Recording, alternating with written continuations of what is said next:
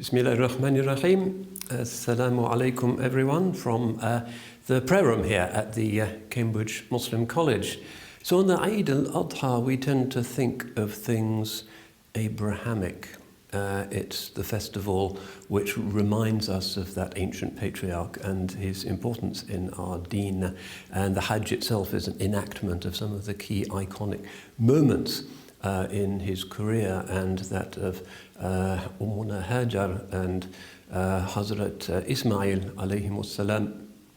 And Allah subhanahu wa ta'ala tests Ibrahim in ways that we can learn from. After all, he's rejected by his own father.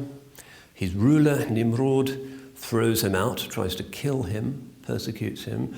The city fathers of his town chuck him out. He's really the archetype of the refugee and the asylum seeker out in the desert, rather like those who are now struggling to cross the channel or to cross the various tripwires in an unfriendly Europe. He is out there with really no allies at all, except Rabb al-Alameen. Allah subhanahu wa ta'ala, after the greatest test of all, when it must have seemed that even heaven had turned against him, and he was really alone when he was told to sacrifice his own son. And he succeeded in fulfilling the words, فَأَتَمَّهُنْ. Allah subhanahu wa ta'ala then tells him, إِنِّي جَاعِلُكَ لِلنَّاسِ إِمَامًا.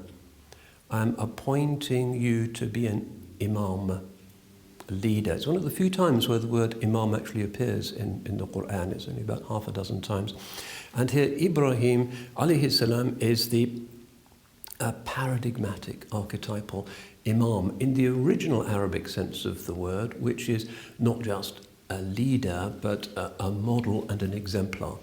The original Arabic, the word meant somebody who is followed, rather like the imam of a mosque is followed by others, is a prayer leader, but basically is there to coordinate the movements of the prayer. So Sayyidina Ibrahim alayhi salam, whose gigantic sacrifices for the one true God we recall and celebrate and humbly internalize at this time of the year with our various symbolic sacrifices, whether it be on the Hajj or with our Qurbani here at home, reminds us that the life of faith for Abrahamic believers is not supposed to be an easy ride. There's always been Islamophobia, he faced it. There's always been regimes who smack you around, he faced that. There's always been problems with parental incomprehension. There have always been tests that heaven sends to us that sometimes seem to make no sense. And we say, Ya Allah, why did you do this? Why did you take my baby? Why have I got toothache? Why is this happening to those people? And we tend to interrogate heaven, which is ignorance, because heaven's wisdom is absolute and our perception of things is radically limited. But still, we protest. But the way of Abrahamic religion is surrender, submit. فَلَمَّا أَسْلَمَا. Ibrahim and Ismail alayhim as-salam together, because Ismail knew what was coming. He saw the knife being sharpened. They surrendered, aslama. That is the victory. Abase yourself in sujood and complete, unhesitating, loving embrace of the decree of heaven, and the most extraordinary outcomes can take place. And this is the test, the Abrahamic test for Muslims in modern Britain, modern Europe, and around the world. We protest too much, we shout too much, we interrogate heaven, we say we have been abandoned, they're all ganging up on us, but we've missed this founding story of our tradition, which is that things in history and in the soul don't follow the usual material logic of cause and effect. Everything is determined by the hand of the divine. So if we surrender, we accept the divine decree, we continue to be imam, in other words, righteous role models and leaders for our communities, people others can look up to, people who they can lean on and rely on and not let them down, then we can see the doors of Allah's grace opening and miraculous new things happening for this ummah. And you see it on a small scale, you see it in some places on a larger community scale. But it's about time that the ummah returned to the way of Sayyidina Ibrahim alayhi salam. And this is all mapped up out for us in the beautiful symbolism of the Hajj, in which we sweat and we run and we stop and we stand and all of these really exhausting things in order to slap us around a little bit so that we recognize the meaning and the value and the beauty, the unique beauty of submission and accepting the commands of Allah. After that, There is the Bayram, there is the Eid, there is the feasting, there is the community spirit, and a new year begins.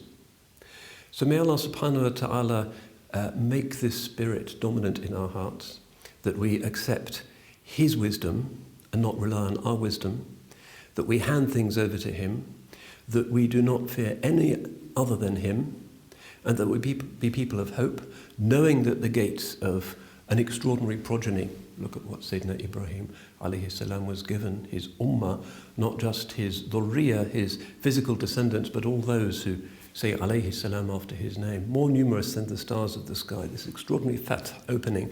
This too can come to each and every one of us if only we step in His blessed footsteps and accept Allah's wisdom and not our wisdom. And inshallah this will be our takeaway from this Eid.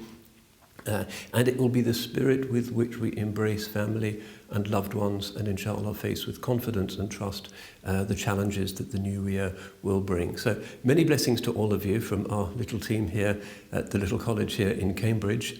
We will be praying for you, and we look forward to your prayers and to your visit, inshallah, and any contributions that you might be able to make to this small but we think very important little new shoot that one day will grow into a mighty sheltering oak. So may Allah accept everything that you have done and all of the Hajj of those who are on the Hajj, and inshallah open the doors of plenty and blessing and acceptance and fath, victory for all of the Muslims, inshallah. Innahu ala dhalika qadir wa bil ijabati jadir. Barakallahu fikum. Wassalamu alaikum wa rahmatullah. Cambridge Muslim College, training the next generation of Muslim thinkers.